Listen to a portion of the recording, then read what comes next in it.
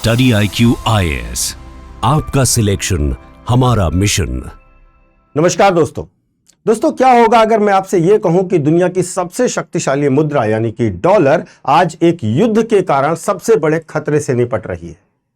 क्या होगा अगर खाड़ी देश अमेरिका से अपने $2 ट्रिलियन से अधिक निवेश को बाहर निकालने लगे, और क्या होगा अगर ईरान यह युद्ध मिसाइलों से नहीं बल्कि पेट्रो डॉलर सिस्टम को निशाना बनाकर लड़ रहा हो।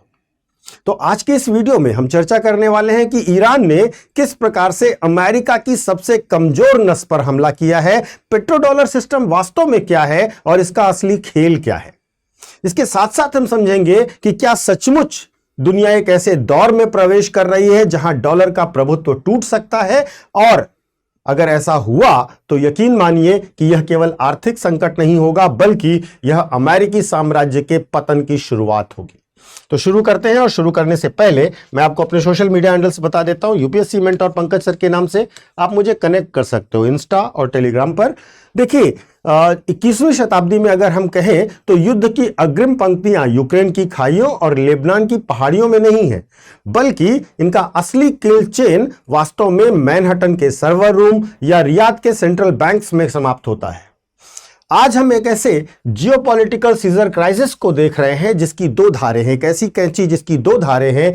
एक तरफ हम देख रहे हैं ईरान और अमेरिका इजराइल का सैन्य टकराव, और दूसरी धार पर वैश्विक वित्तीय ढांचे का एक मौन लेकिन विनाशकारी बदलाव दिखाई दे रहा है। खाड़ी देशों के गलियारों से आने वाली फुसफुसाहट वास्तव में अब शोर में बदल रही है। उसके सॉवरन वेल्थ फंड्स में अमेरिका में जमा $2 ट्रिलियन का निवेश वास्तव में एक नई एग्जिट स्ट्रेटेजी तलाश रहा है। अगर आप न्यूज़पेपर्स को देख रहे होंगे, न्यूज़ को एनालाइज कर रहे होंगे, तो आपको यह बात बहुत क्लियरली दिखाई देगी। यदि खाड़ी देश अमेरिकन ट्रेजरी से खुद को अलग करते हैं तो यह केवल बाजार की गिरावट नहीं होगी, वास्तव में यह होगा डी वेस्टर्नाइजेशन ऑफ कैपिटल। और इसी को समझना हमारे लिए बहुत जरूरी है, यानी कि वैश्विक पूंजी बाजार में पश्चिमी वित्तीय ढांचे को धीरे धीरे अलग थलग करने का यह प्रयास है। और इसीलिए क्या पेट्रो डॉलर खत्म हो जाएगा? और सवाल इसलिए भी जरूरी है क्योंकि ईरान कि अगर अब तक की आप रणनीति देखेंगे तो आपको अंदाजा लग गया होगा कि ईरान की रणनीति अमेरिका को युद्ध हराने की तो है ही नहीं, वास्तव में वह चाहता है अमेरिका की आर्थिक नींव यानी डॉलर को खोखला करने की। और इस बात को समझने के लिए उसके द्वारा किए गए हमलों की एनालिसिस करनी होगी।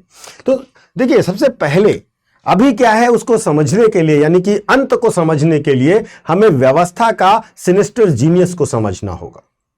देखिए, 1971 का दौर था। अमेरिका एक प्रकार से एग्जिस्टेंशियल क्राइसिस को झेल रहा था।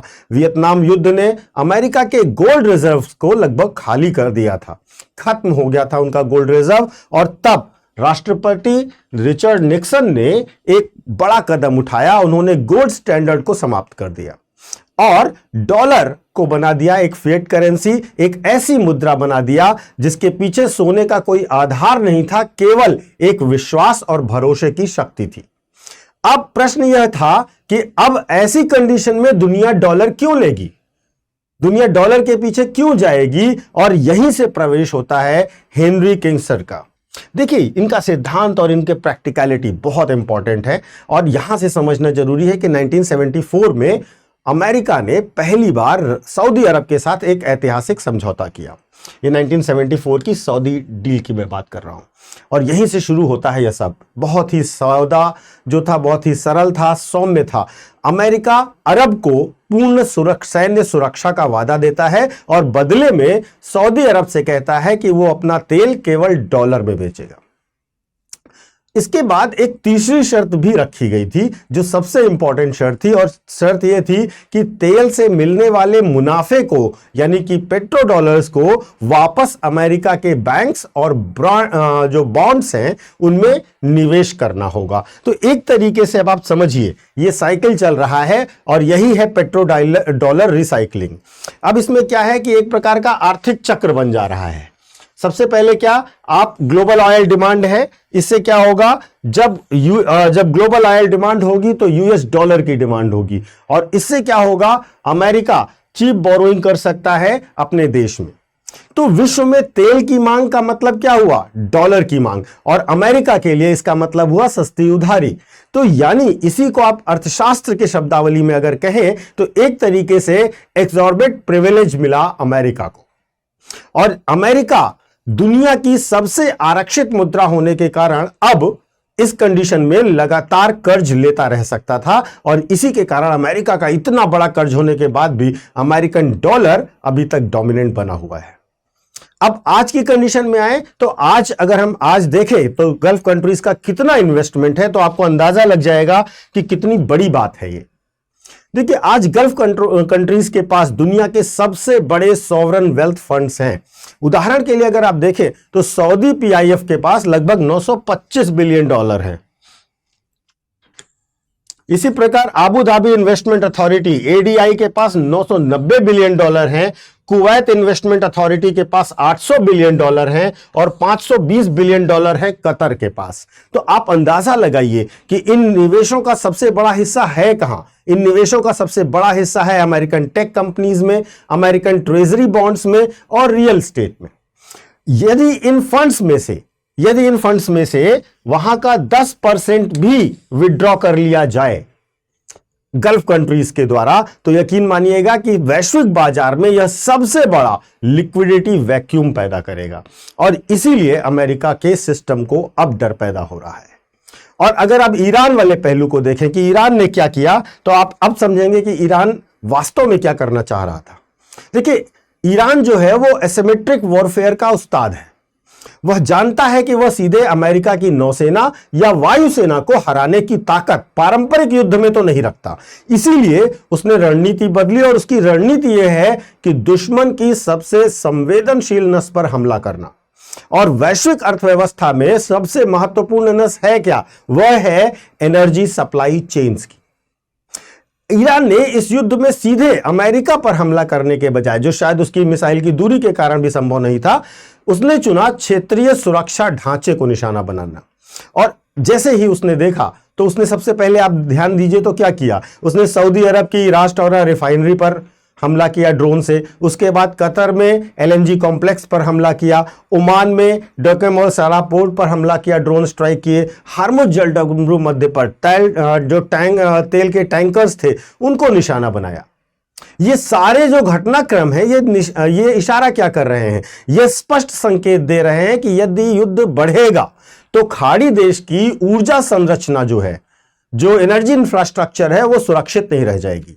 और यही वह बिंदु है जहां अमेरिका ने जो वादा किया था गल्फ को सुरक्षा देने का, वह गल्फ सुरक्षा अनुबंध सवालों में आ जाता है। 1974 के समझौते का मूल सिद्धांत यह था, ऑयल फॉर सिक्योरिटी।